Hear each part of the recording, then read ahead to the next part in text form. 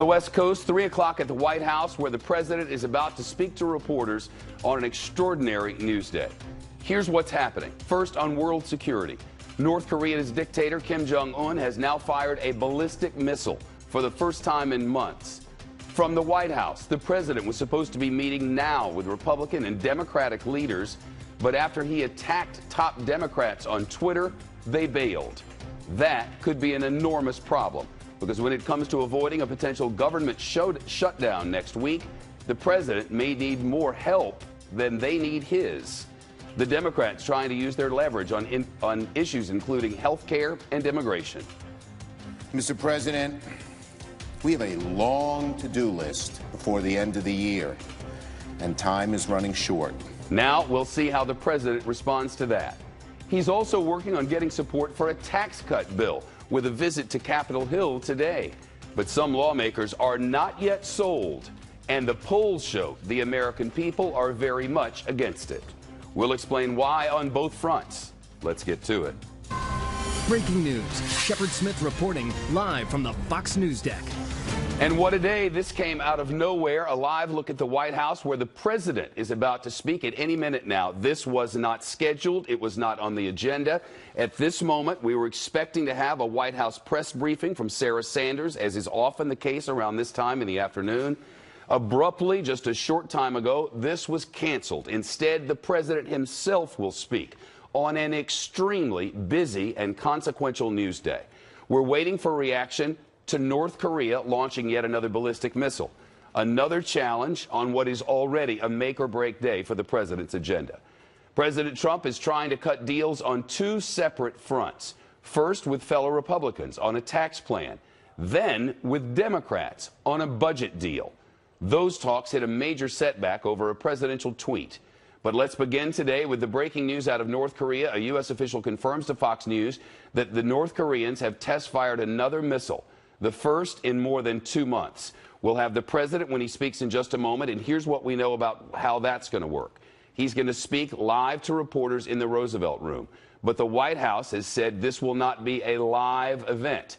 So the White House pool will shoot this event, will video this event, and then moments later it'll play out to all the television networks so that we can play it uninterrupted to you. We're expecting that moments from now. One other wrinkle. The White House pool is in the room, as I mentioned, and we'll be getting real-time readouts of what the president is saying. I'll have updates as they come in. But on North Korea, let's get to John Roberts, our chief White House correspondent, who's live on the North Lawn. John, what do we know about this? Shep, good afternoon, Tammy. This is one of the things that the president, no question, will be addressing when the pool is moved into the Roosevelt Room.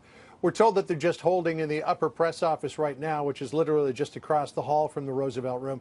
And I'll also point out to you that typically when we have presidential statements in the Roosevelt Room, they do them what's called live online, so that we can actually bring it to you live. But I would suspect that the meeting with the congressional leadership is probably now going to take place, and it's only the Republican leadership, in the Roosevelt Room, which means they've got the big table in there, which means that there probably isn't room for a camera to set up. So he'll do some quick remarks to the pool, though sometimes quick remarks can last as long as 35 minutes. I've been in those situations in the Oval Office. But I'm sure that the president's going to talk about North Korea. He'll also likely talk about tax reform, and I'm sure that he'll talk about the Democrats. But we can get to those other two issues. First of all, on North Korea, let's remember that during the president's recent trip to Asia, he was at every stop very diplomatic in his language, holding out, if not an olive branch, at least a potential opening to Kim Jong-un of North Korea to say, hey, listen, if you make some moves here, we're prepared to offer you, a better welcome into the League of Nations,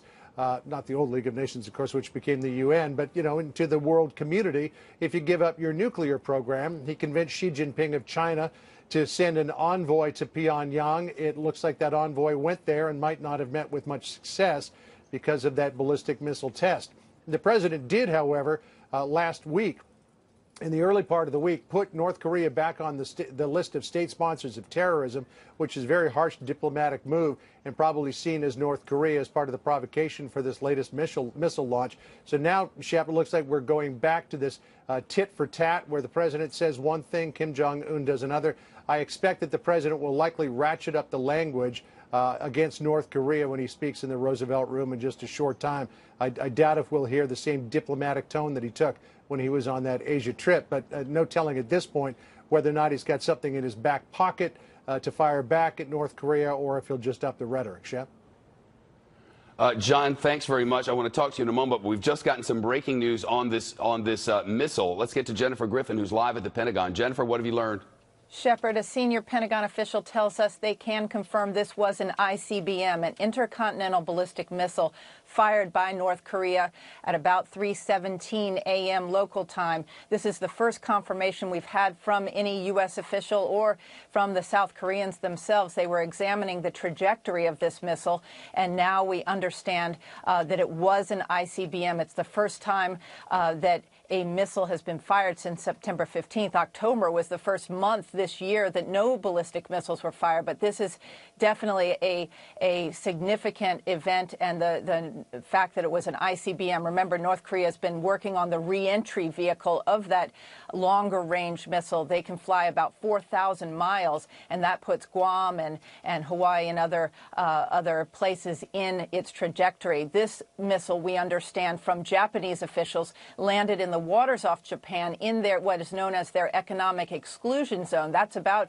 200 plus miles off the coast of Japan. So we are hearing from U.S. defense officials that it flew for about 50 minutes. That would put it in the ICBM category. Typically, the Pentagon is the one to issue statements when it is an intercontinental ballistic missile. If it had been a shorter range missile, we would have expected that statement to come out of the U.S. Pacific Command in Hawaii. For clarity, Jennifer, the difficult part for the North Koreans, in fact for everybody, about ICBMs is you can get it up out of the atmosphere, but then re-entry, there's an enormous amount of heat as it comes back into the atmosphere, and dealing with that heat without premature explosion or destruction of the missile itself, that's the difficult part. Will we have any clarity now on whether the North Koreans were able to accomplish that? Well, I think we'll have to see. It's certainly unusual that they fired at 3 in the morning. Typically, these have been daytime launches, but with every launch, they are testing a new aspect of the program. And so what we will have to see from the scientists and from the analysis from the Pentagon, the intelligence estimates, is whether they have made another step forward. But I think it's slightly unusual for a missile to fly for 50 minutes and then land so close to the waters off to stay within the region. Typically, that missile might have gone, you would have expected it to have flown further away from North Korea, but clearly they're in the testing phase. It's also notable, Shep, that the South Koreans, within 6 minutes of the launch, the South Koreans launched their own precision strike to send a message to Pyongyang. Usually those are shorter range missile strikes with a trajectory that could reach Pyongyang to say, hey, you may have just launched, but we can reach you. Over 50 minutes, it could have gone a long way, the suggestion being, as we've seen in the past, that they sent this missile on an upward trajectory and then allowed it to come straight back down for reasons that are clear. If you start going into other regions, the world's going to have a serious problem with you. It's true, but it's mighty close to the shores of Japan. For it to fall into the economic exclusion zone, that is certainly worrisome. And we saw the statement from the Japanese Prime Minister's office in the middle of the night suggesting that this was very close to their shores. Jennifer Griffin, stand by at the Pentagon. Back to John Roberts for the politics of this at the White House. John, the president had, as you mentioned, recently redesignated the North Koreans as state sponsors of terrorism. We know that people from China had gone over to try to ratchet or calm down this situation. It appears that neither of those tactics worked if your goal was to stop this sort of test. No, and I was told by some experts on North Korea, Shep, prior to leaving for the Asia trip, that it may be that Kim Jong-un was looking for an off-ramp here, and the president seemed to agree with that idea, which is why the language we saw when he was in Japan and South Korea and even Vietnam was so diplomatic. But then designating North Korea as a state sponsor of terror clearly put a burr in the saddle of Kim Jong-un, which is why we might have seen this launch. And the arc of the launch, the trajectory of the launch, seems to follow what North Korea has done in the past, and that is you follow a parabolic curve as opposed to a typical intercontinental ballistic trajectory. You send the missile way, way, way up into the sky, into space, and then it comes back down not far from the launch. But if that were to take a traditional trajectory, it could probably reach as far as the United States, depending on how high it goes in the boost in the ascent phase. Hey, Shep, we should also point out, too, that the Senate Budget Committee, just on the other topic that we were talking about today, has approved on a partisan basis the tax reform plan, prompting reaction from Sarah Huckabee Sanders, the press secretary, who writes, quote, President Donald J. Trump applauds the Senate Budget Committee on taking an important step toward passing historic tax relief and reform and clearing the Tax Cuts and Jobs Act this afternoon. The momentum driving our shared priorities of job growth, economic competitiveness, and fiscal responsibility through tax reform is undeniable, and this administration is encouraged by the progress the Senate has made toward achieving these priorities. The president looks forward to providing tax cuts for hardworking Americans by the end of the year. The fact that this has passed the Budget Committee does not guarantee its passage in the Senate, though the president told Senator Ron Johnson, according to reports we have seen during this lunch, who was one of the holdout senators, don't vote against this bill. Take up your differences with your colleagues and get this done. So it looks like Senator Johnson has indeed, as a member of the Budget Committee, voted yes on this bill. So we'll see where it goes from here. But, Shep, there's likely to be some substantial changes in this tax reform package before it hits the floor of the Senate for a vote, and that's what they'll be doing over the course of the next couple of days. The White House still optimistic that they may get a vote on this bill by Friday, if not Saturday, and we'll likely hear the president when he speaks to the pool in the Roosevelt Room, and that may be ongoing now. I haven't checked my email in the last minute because I got this new thing from Sarah Huckabee Sanders. That may be happening right now or about to happen, so we should get the playback from that sometime within the next 10 minutes, I would expect. I think it's about to happen. As it turns out, Fox News happens to be, and by matter of chance, it rotates, but we are the pool at this moment. And our producer, Fen Gomez, who is the pool producer for the day, he doesn't work for Fox News Channel for today. For today, he works for all of the networks, and he'll be reporting to all of us simultaneously. There's been no indication that that's begun yet, but certainly this will be among the topics. And it's interesting, John, because it's the Congressional Budget Office on which people on both sides of the aisle rely to score such matters. When it's for you, you call it nothing, and when it's with you, you call it the best. But the truth is, the CBO has said this will cut taxes for the wealthy over the period of the time that it applies. It will raise taxes on the working class. It makes tax cuts on corporations permanent. It does not on small businesses, and there are a lot of matters with which the House does not agree. In the matter of getting to budget reconciliation, although this is a bunch of inside jargon, getting this to where it does something to or for the people, depending on your perspective, is a long way down the road, at least legislatively. It is. And when you look at the congressional budget estimates for the Senate tax bill, you're looking at $1.4 trillion added to the deficit over the next 10 years. The Senate has got a budget cap under reconciliation of $1.5 trillion. And people like Senator Ron Johnson of Wisconsin, Senator Stephen Daines of Montana are saying, well, wait a minute here. There's a lot for corporations, as you point out, with a cut to 20%, which is permanent, but not as much for small businesses. And small businesses really are the drivers of job creation here in this country, though the president believes that by cutting corporate taxes, you're going to get a bigger boost for the economy.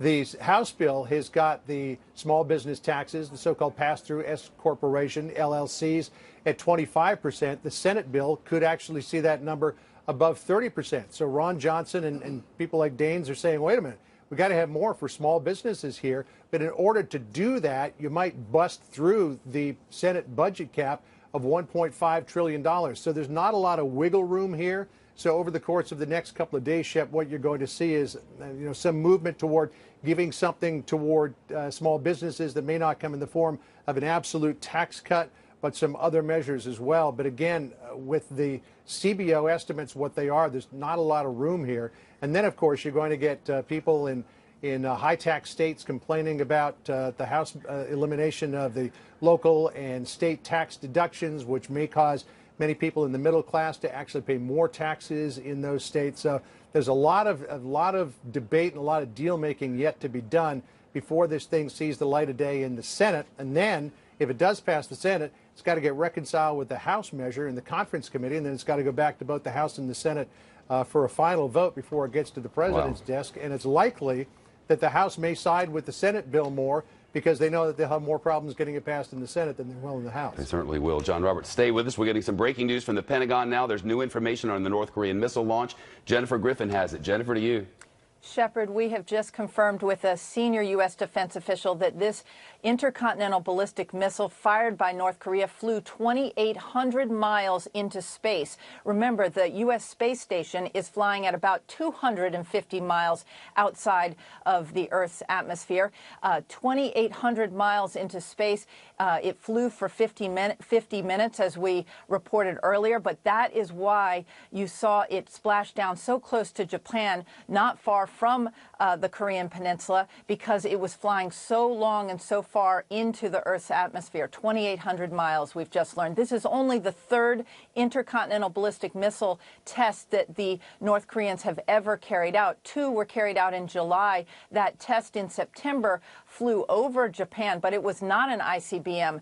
So this is certainly a game-changing moment in terms of the ballistic missile program of the North Koreans. Shepard. Jennifer, thank you. The president's discussion from the Roosevelt Room has been pushed to 3:30. We're now 14 minutes away from that. John Roberts, after a day of political brinkmanship and gamesmanship, if you will, with the Democrats, Pelosi and Schumer saying, hey, if the president sent out a tweet, I don't see a deal coming. I'm going to meet with them, but I don't see a deal coming with them because they don't want to make a deal. Well, they took the next political step and said, if you don't see a deal, we won't meet with you. We'll meet with congressional Republicans. We'll try to work out a deal with them. Then Sarah Sanders was supposed to have the briefing that was to have begun 15 minutes ago. They nixed that and said, nope. We're sending out the messenger in chief. It is President Trump who said, if I want the message right, I'll send the message myself. When the day is big enough, when the topics are important enough, when he sees politics at a level where he's got to get out in front of it, that's what he does. And today he's doing that. He's taken a little bit more time today. And, John, you have to wonder if he wasn't going to come out and talk about taxes with Schumer and Pelosi as our guide. And then this North Korea thing popped up. Now we know the missile went 2,800 miles into the sky, which is an astounding figure. You figure the president is going to have to address this. And what I wonder is he going to go harder, rhetorically speaking, with Kim Jong-un, or is he going to try to pacify things and let this calm down? Well, again, Shep, when you look at a missile test and North Korea wanting the missile to land fairly close to its homeland, you know, if you were to take that 2,800-mile trajectory and put that into a typical intercontinental ballistic missile trajectory, it could go a lot further and potentially hit the middle part or even the east coast of the United States. I'm not sure exactly what the math is, but 2,800 miles, if memory serves me correctly, is higher than their last intercontinental ballistic missile test. So there are people that I've talked to who believe that, you know, they are only a couple of developmental steps away from having something that could reach the United States with a re-entrable warhead. You mentioned the high heat associated with re-entry, and we've seen that, of course, with all of the launches of the space shuttle and all the Apollo program and all the other space tests and missions for NASA, where you get those incredible re-entry heats and you have the heat shield that protects against that. If North Korea has developed a weapon that can be fitted on the top of a intercontinental ballistic missile, and they have the re-entry vehicle to send it back into the atmosphere, well, then that really means that we're at a step that is very close to the go, no-go in terms of what a U.S. response is going to be. So for this missile to go as high into space as it did, if you put that again into a traditional ICBM trajectory, that missile could go an awfully long way. And that may be the reason that we're seeing here for the delay in the president's remarks, that he may be coming up with some new statement based on this latest assessment by the Pentagon. We'll just have to wait and see, Shep. John Roberts at the White House, Jennifer Griffin's at the Pentagon, our Mike Emanuel is on Capitol Hill, all standing by with stories which on their merits could be the lead story in half an hour's discussion and analysis on a given day. But today, we have enormous news. We have this new provocative action by the North Koreans showing for the world to see we're much closer to go, no go, to that position where North Korea would indeed be able to send an intercontinental ballistic missile with a nuclear weapon on the tip of it to hit U.S. properties and certainly many of our very close allies. In addition, there's a tax plan that's just gotten some approval in the Senate, but has a lot to do to get forward. It would be the first substantive accomplishment legislatively for this president, and to say it is crucial to his agenda is an understatement. Left out of our discussion in the first 19 minutes of this very busy news hour, the budget. If they don't come up with a budget, the government, in theory, will shut down. The last thing Republicans on Capitol Hill and the President of the United States seem to want, Now, who to blame if that's where we go? And that's part of what is about to happen as the president addresses reporters and thus the nation from the Roosevelt Room just about 10 minutes from now. Our coverage continues on an exceedingly busy news day right after this. This is Fox News Channel, America's choice for news and information on cable. 7 minutes now to the scheduled remarks from the President of the United States. Again, if you weren't with us earlier, just about an hour ago, the plan was for sort of a normal day for Sarah Sanders, I should say, to come to the microphone, deliver the regular press briefing, and then a political firestorm started to build in Washington. The president with a tweet, Nancy Pelosi and Senator Schumer with a "we're not going to meet with you." Then the president decides he's going to speak to reporters from the Roosevelt Room, and along the way we learned that the North Koreans have launched an intercontinental ballistic missile that went 2,800 miles into the sky before crashing into a zone around Japan. And now we wait to find out how the president will react to budget dealings, to tax plan, and to North Koreans, and we should learn that now in just about 5.5 minutes. In the meantime, the House Minority Leader Nancy Pelosi and the Senate Minority Leader Chuck Schumer, as I mentioned, pulled out of that Oval Office meeting that was set to take place, well, in the last 20 minutes. They called it a waste of time after President Trump tweeted this: meeting with Chuck and Nancy today about keeping government open and working. Problem is, they want illegal immigrants flooding into our country unchecked, are weak on crime, and want to substantially raise taxes. I don't see a deal. Well, some fact-checking is probably in order. They've said nothing about raising taxes. Not a word has been mentioned about that. What they say they want to do is come up with an agreement. Now, what it means politically is another matter. But here's how Senator Schumer responded to that. Listen. President said, "I don't see a deal," 3 hours before our meeting, before he heard anything we had to say. Given that the president doesn't see a deal between Democrats in the White House, Leader Pelosi and I believe the best path forward is to continue negotiating with our Republican counterparts in Congress instead. They're all trying to get a leg up on the other. That's apparently not happening either, because listen to what Speaker Ryan tweeted. "We have important work to do. There is a meeting at the White House this afternoon, and if Democrats want to reach an agreement on these issues, they will be there." Republicans need Democrats to pass a spending bill. They can't do it without the Democrats in this case. This isn't one of the things you can do all by yourself if you're Republicans. Since moving forward with the measure requires 60 votes in the U.S. Senate, that's the rule. The Republicans only have 52 seats. Even if they get all the Republicans, they're not even close. And some Democrats say they will not support a spending plan that doesn't protect the dreamers, the hundreds of thousands of immigrants whose parents brought them to the United States without documents. The president ended the program that gave them temporary legal status, remember, and he gave Congress until the month of March to come up with a permanent fix. But some GOP lawmakers say they do not want to include the dreamers in a spending bill that they have to pass next week by their own rules. Back to John Roberts, who's very busy and live for us on the North Lawn yet again. John? Yeah, Shep, I mean, it was kind of surprising this morning that the president fired that preemptive tweet, if you will, and Chuck Schumer, the Senate Minority Leader, said that the president should stop tweeting and start leading. But clearly he's tweaking the Democrats here. Remember that we had a number of months ago the president coming out and saying, hey, I've cut a deal with them in terms of what to do about the Dreamers in exchange for a budget resolution, the continuing resolution. But now it's getting down to short strokes in terms of that resolution is going to run out very soon, and they've got to get a budget deal going. So the Democrats clearly are not going to be cooperating. Mitch McConnell, the Senate Majority Leader, said this afternoon that he has never not gone to a meeting that President Obama called, and he can't see why the Democrats are not going to this meeting. But there's a lot of thorny issues to work out here. You've got to have a budget. The president wants to do something about the Dreamers. He wants his measures on immigration, and he's meeting a lot of resistance from the Democrats on that, particularly on the issue of the wall. So we'll see where this meeting this afternoon goes. But if you're just talking to the Republicans about this, you're not going to get to the end point that you need to get to. And it's pretty clear that both sides have got their heels dug in a couple of issues. By the way, Shep, I just did a little rough calculation on that North Korean intercontinental ballistic missile. There was one that was fired back in May of this year, Hwasong-12, that went 1,320 miles through the atmosphere and into the lower parts of outer space. Well, this one went 2,800 miles. That Hwasong-12 could have reached parts of the continental United States.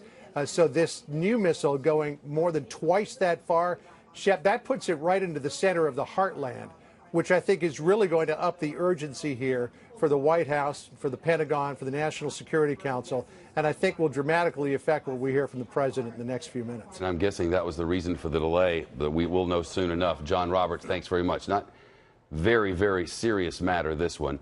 And we'll hear from the president on it, scheduled to begin in about a minute and a half. Meantime, Andrew Taylor's with us, congressional reporter for the Associated Press. He's been covering President Trump's lunch with GOP senators today. What do we know? Well, for starters, we know that things are going pretty well for President Trump on his tax bill. He made some progress during the luncheon with a key moderate, Susan Collins. Things seem to be going better with Bob Corker, who he's been at odds with. What's making things better? What's changed that now they're on board? Well, for instance, Susan Collins told reporters after the lunch that she's been asking to get these cost-sharing payments done because if you get rid of the individual mandate, it may blow up the health insurance markets. She's gotten an okay on that. She actually said she's got a promise that would be signed into law before she'd have to cast a final vote on the House-Senate compromise on taxes. So she's sounding very much like she wants to vote yes. Senator Corker just voted yes in the Budget Committee. That's kind of a ministerial function, but he still says he's getting progress on this mechanism that would be sort of a fail-safe in case the revenues don't come in as expected. So that was good news on the tax front. On the budget front, as you've been saying, things have blown up. Things seem to be completely up in the air. They're sort of in a bad phase right now, and then we'll see whether they can put Humpty Dumpty back together again. And that putting Humpty Dumpty back together again, to borrow your analysis, that's the hard part. Yes, well, I think what they need to do is they want to get an overall agreement on how much money to give the Pentagon and how much money to give domestic programs. Once you do that, you can set in motion a bigger negotiation that would take in things such as the Dreamers and a variety of other issues that are still even trickier to figure out. And then once you start putting things together with the other side of the hill, what are the biggest? I know there are two major differences in the two plans. Ones that you don't just say, okay, we can resolve those. It's much more complicated than that, is it not? Well, if you're talking about taxes, there are some key differences, but as far as taking care of state and local deductions, on the spending front, this whole Dreamer issue is, and as well as the U.S.-Mexico border wall, those are issues that can only be solved by Trump cutting a deal with Democrats. Andrew Taylor's the congressional reporter for the Associated Press on a very busy day. Andrew, thank you. We're now waiting for the president to begin. The indication is he's just taking just a few more minutes. He has not begun speaking yet in the Roosevelt Room. So when we expect that in just a moment he will, and remember how this works, the president speaks, he finishes speaking, then the White House pool plays the tape back for us so you can all hear it. But along the way, we're going to find out in real time what he's saying about the budget, about taxes, and specifically now with the brand new and breaking news on North Korea. It is an exceedingly busy afternoon, and it continues after this. The president has not yet begun speaking in the Roosevelt Room to reporters who are gathered for what has turned out to be an impromptu delivery of information to reporters and then to you. We're expecting to hear much more on the North Korean missile launch that happened today.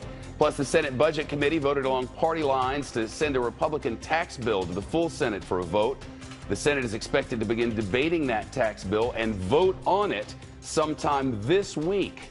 The House of Representatives has already passed its version of a package of tax cuts. The news continues with President Trump from the White House and much more from Capitol Hill as lawmakers continue to jockey for position on this matter. In addition, John Roberts at the White House. We're expecting new information from him on political reaction to the moves on the part of the North Koreans. You heard him report just minutes ago that this missile, in theory, could have reached the heartland of America. More news next. Still waiting for the president to speak in the Roosevelt Room, and I was just looking down to see if he has begun, and it's clear that he has not yet. This has been delayed for the better part of a half hour or so as we wait to see what the president will say on North Korea. In the meantime, There's a lot to be said about the tax bill, which is winding its way on a bumpy route through Congress. Our chief congressional correspondent, Mike Emanuel, is live up on Capitol Hill. What are you hearing from GOP leaders at this stage, Mike? Well, Shep, that they don't have the votes just yet. They need 50 Republican senators to say yes to tax reform. They're working to get there. Senate Majority Leader Mitch McConnell said after the luncheon today that they are trying to address the concerns, trying to make sure they have 50 members who are satisfied. One bright spot for GOP leaders today was, of course, in the Budget Committee hearing where some members who were maybe not on tax reform voted yes to advance the bill. They are Ron Johnson, who had serious concerns about whether corporations were being rewarded more than small businesses in terms of this tax reform package. You also had Bob Corker, who has had his run-ins with President Trump. He's had concerns about the debt, and so they're trying to address those concerns, trying to get 50 to yes, Shep. Mike Emanuel on the Hill, thanks. We're getting new information from Jennifer Griffin, who's live at the Pentagon with more on this North Korean missile launch. This calculation by John Roberts in his reporting from the White House that it appears, given the information that we received, that this missile could theoretically have hit the heartland of America. That's an eye-opener. Well, in fact, Shepard, we've been speaking to ballistic missile experts, and they say that, in fact, based on the 50-minute flying time and the 2,800 miles that it flew up into space, that puts every city in the United States, including the East Coast, in the trajectory of this potential North Korean intercontinental ballistic missile. So this puts the entire mainland United States within range of North Korea's ballistic missile program. That is a dramatic change from the past. Just to put in perspective how high 2,800 miles into space is, that is more than 10 times higher than where the International Space Station orbits around the Earth. This missile flew quite some time and quite high into the atmosphere. As we've said in the past, they are trying to perfect the re-entry aspect of the ICBM program. We still don't know the condition of the missile when it landed in those waters off of Japan, but that re-entry is going to be the key to them taking the next step forward. I think it's also notable that earlier today, the South Korean unification minister warned that North Korea's nuclear program is advancing more quickly than many had thought. He said, quote, experts think North Korea will take 2 to 3 more years, but they are developing their nuclear capabilities faster than expected, and we cannot rule out the possibility Pyongyang may declare the completion of their nuclear program in a year. That is a strong statement from South Korea earlier today. The South Koreans, within 6 minutes of this North Korean launch, fired their own missiles to send a message to Pyongyang. Shep.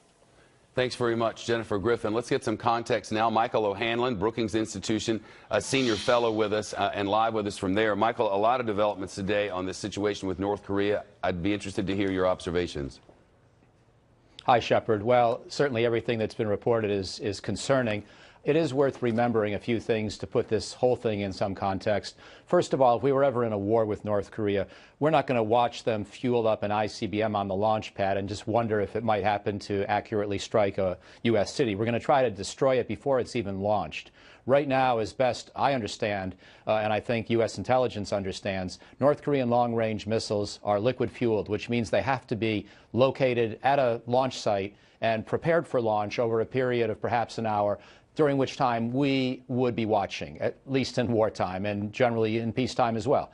And that's not a blanket guarantee that we would be able to preempt, but it is one more option. As you know, we have a missile defense system in Alaska and California, imperfect reliability, but we do have some 40 interceptors. And if North Korea only has a couple of ICBMs, we've got a chance to shoot the thing down there as well.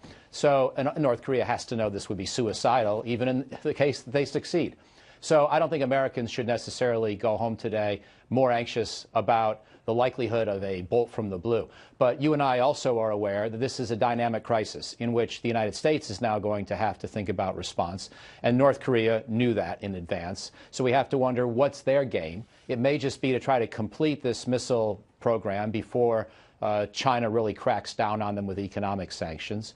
Or they may be trying to keep the pressure on China to say, you know what, don't squeeze us too hard because we're half crazy. And if you squeeze us hard, we can do some things that you won't like in response. So trying to play the game of both perfecting their missile capability, but also keeping Beijing on edge, that the tighter and tougher the sanctions get, it doesn't necessarily make North Korea cry uncle. So these are the various messages I'm drawing out of today's launch. The White House pool, the camera people, the producers have just been brought into the Roosevelt room. We presume the president is about to start speaking.